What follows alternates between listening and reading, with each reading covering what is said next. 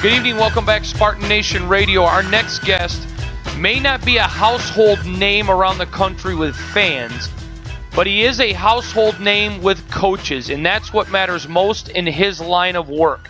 He is an elite coach. Coach Jamie Kohl is the kicking camp director and a national evaluator of punters and kickers. He worked with our kicker, the great Mike Sadler, and now that Mark D'Antonio adds another commitment to the 2014 football recruiting class in Jake Hartbarger, this young man is the person, the mentor who developed him. Coach Kohl, welcome to the program. Good to be here. Good to be here, except for Jake and what he's going to do in the coming years for you guys.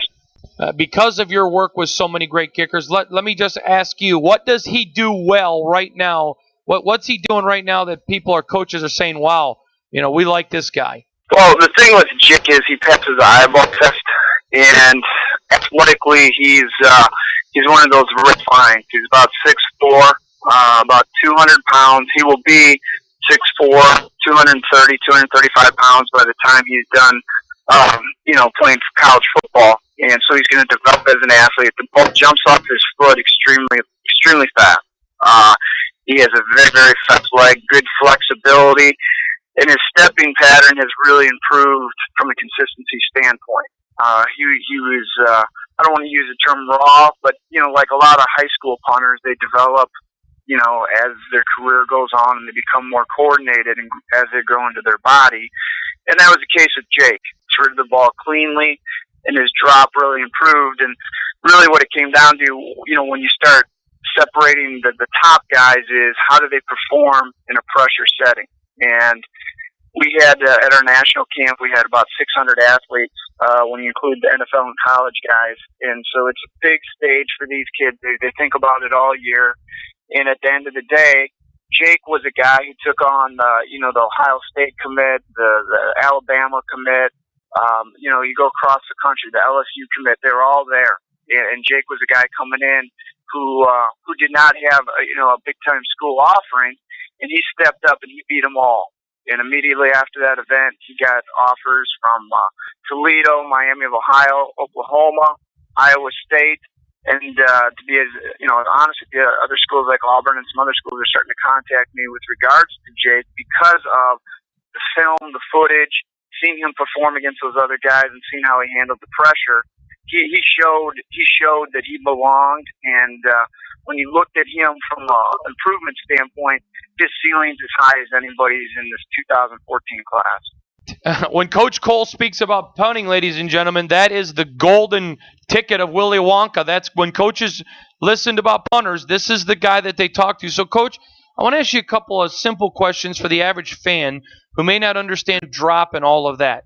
Where does he compare right now in his talent and ability to where Mike Sadler was at the same point? Not where Mike Sadler is now, but where he was as a senior in high school. Well, Mike's a little different athlete. Okay.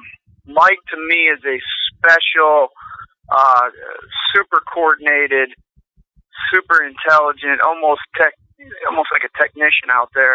Being able to change his drop table height into the wind, with the crosswind, being able to hit just a clean ball. And Mike is surprisingly explosive for his frame. Jake is someone who athletically, like I stated earlier, is off the charts.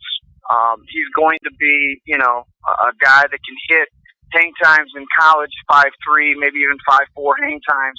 When I say that, I'm talking about from the point it touches his foot to the time it lands, and obviously the higher the ball goes, the longer it's in the air, and that helps with coverage, and coaches love that. It helps force fair catches. It gives the returners less opportunity to make plays. And so Jake's ceiling in that end is very, very high. I think what Jake has to do is work with someone like Mike, and that was big as well. And in this whole situation is learn from him, learn how he handles his craft, learn how he goes about his business. Mike can also kick off. The thing that's strange about Mike is he's left-handed, he's right-footed and kicking, but he's left-footed and punting. He's the most ambidextrous person I've ever met. So he's just a different type kid that way. I mean, I don't know if I've ever seen anybody quite like Mike with that regard. With Jake, he's going to have to work and it doesn't come as naturally for him. But the upside for Jake is huge. That's awesome. We're talking to the great Coach Kohl. When it comes to punting in America, college coaches go to him like the oracle. He runs it. I mean, he is the guy who's in command. And Michigan State recently picked up a great commitment from a young Jake Hartbarger, who is a young man, number 2 punter in the country, according to Coach Kohl. And Coach Kohl, you would know because you develop him. Would you take a moment? I know you came on to talk about Jake, but we'd really love to talk to you about your kicking camps, about your development. Can you tell us how you got started, Coach? Sure. It started about 15 years ago. I was a 4-year starter at Iowa State, and then I got picked up by the Seattle Seahawks and played in some preseason games. And at that point, kind of realized I probably wasn't one of the 32 best in the world, and had to find a real job. And my brother Andy was a punter. He got picked up by the Steelers. He's 2 years younger. He was in the same boat, and we both were teachers, and we started off with family business. In the first 4 years, we lost money. It was more of a passion of love, and just, we enjoyed it, and I saw potential in it. And then one of the guys that really got us started was Thomas Morstead. He just played in the Pro Bowl this past year and signed a $22 million contract with the Saints. And he's at the top of his craft in the world, and he was a guy who was a walk-on and kind of in the same journey as us out of Houston, Texas. And Thomas went to SMU, and he kept coming back, and he kept on wanting to help with camps. And like I said, the first couple of years it was all about just working with kids and coaching them and teaching them. And he ended up, the timeline progression was by the time our camp started taking off, he got drafted, and I did some other things, networked with some other people, and about 5 years ago, I started doing the ESPN rankings nationally. So that obviously took us to another level. We selected the guys to the Under Armour All-American game and the Semper Fi game, and throughout that time now, we've done BCS camps. Like in the summer, we did 15 BCS camps this past year. They're kicking camps, and we've had 53 guys this past 3 years now land in NFL camps, at least for mini camps. So, on all 3 levels, it's trickulated now over 15 years to the point that 83% of the D1 commits come through our camps. And if you're a college coach and you really want to do your homework, we save them a bunch of time. Coach Kohl, for somebody that's as humble as you, to be called the oracle, to be called the guy that every coach goes to, Mike Sadler continually credits you for his growth and his talent and his ability. I know that it's humbling, and you're going to be humble about it. Are you able to appreciate it, though? I view it as a true blessing and opportunity to help qualified people, and I take that very seriously because when I walked into this industry, it was a little frustrating because I felt there were some people that no matter based on talent or performance, they tried to help people that they were close to or favored. And part of our success, and I think part of the reason people in our system resonates with people, is it's performance based, meaning I'm going to rank you based on what you do at our camps. And I'm not going to do it on, what parents try to influence or if I've seen someone 10 times. That doesn't matter. It's what you do in certain allotted camps that we run. And not every camp is a performance camp. Most of our camps are training and teaching still. But when we have competition camps, you absolutely have to bring it. And that's why a guy like Jake really, really stands out. And Mike Sadler stood out. And, Dan Conroy is a guy who we've worked with quite a bit at Michigan State. He stood out. And, people like that because if you can do it in that setting, that stage, I believe that carries over to game time because as a kicker, it's a lot like golf. There's a lot of guys on the practice greens that are good, but when it counts, who has that ability to focus, who has that ability to be able to perform, and those are the things that college coaches want. And it is a very serious job because college coaches, especially special teams coaches, if they miss on a kicker, on a punter, or even on a snapper, it can cost them their job. They are evaluated each year where they rank in their conference, net punt, kickoff coverage, field goal percentage, all those things. and your job is based on that. And the kicker, the punter, they're the quarterbacks of the special teams. And if you miss on a guy, it puts your team in a difficult situation, no doubt.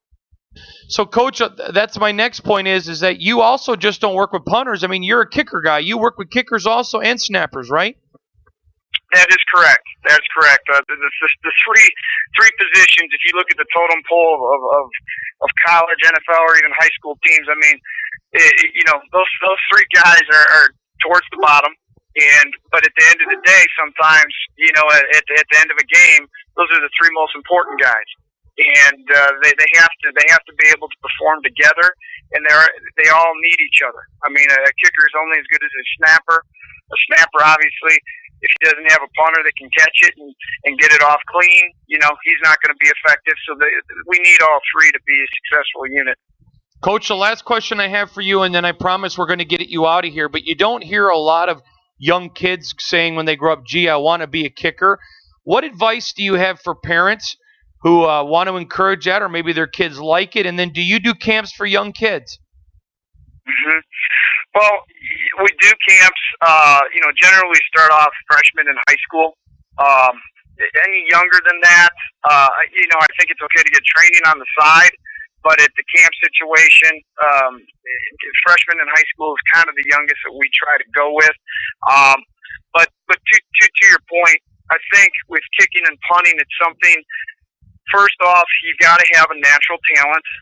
So almost every kid in America plays soccer at some point. If you can strike a ball and you're better than most of your peers, that's a good starting point.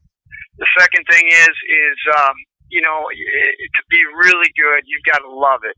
A lot of good athletes, they can become, Division III corners or Division II safeties, or if they focused on kicking, they could become a Division I scholarship kicker.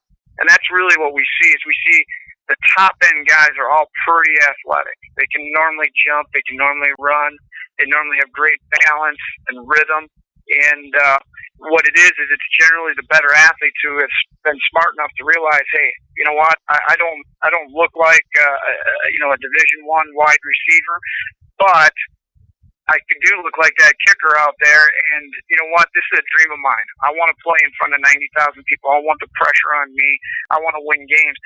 Those are the type of guys that generally do very, very well in that big-time stage, in that setting. So I think it takes a smart athlete to realize where their skill set lies, and then once they realize it, put all their passion into it and put their time and effort in. Coach, I think I'm in trouble then, because my fourth grader we actually went out and built him goalposts in my backyard.